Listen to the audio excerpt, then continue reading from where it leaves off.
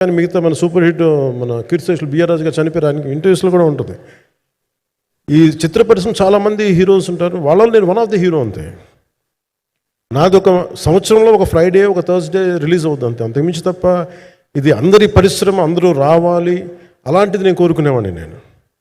So దాంట్లో భాగంగా రత్నం గారు లాంటి నిర్మాత బతికుండాలి, రత్నం గారి నిర్మాతకి ఇబ్బందులు కలగకూడదని చెప్పి లాస్ట్ మినిట్లో ఇంక చూసిన తర్వాత I stepped in to it.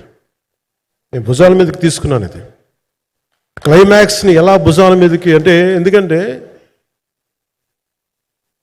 ముఖ్యంగా ఇక్కడ ఇది ఇంకొక బలమైన స్టార్ కాస్టింగ్ చాలా బాగా చేశారు ఆయన. ముఖ్యంగా బాబీ డియోల్ గారిని అంటే ఈరోజు చూస్తుంటే నాకు అదే అనిపించింది. ఈరోజు మన ప్రెస్ మీట్ కూడా నేను వచ్చాను. అందరూ ఎంత బిజీగా ఉన్నారని కొన్ని రాత్రుల నుంచి నిద్రలేదు.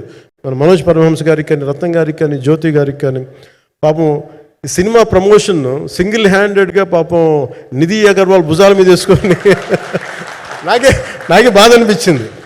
పాపం ఒక అమ్మాయి తన కెరీర్ తను చూసుకోవాల్సిన అమ్మాయి కూర్చోబెట్టి నాకే సిగ్గు అనిపించింది. I have to truly appreciate you.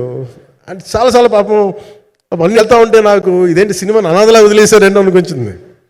So నాకేమనిపించింది, ఈ సినిమాకి ఎవరు అనాథలా వదలలేదు, నేను ఉన్నానని చెప్పడానికి వచ్చాను ఈ రోజున. ఎందుకంటే నేను కోట్లాది మంది ప్రజలకి అండగా ఉండేవాడిని, దేశంలో ఉండే సమస్యలకి స్పందించేవాడిని. అలాంటిది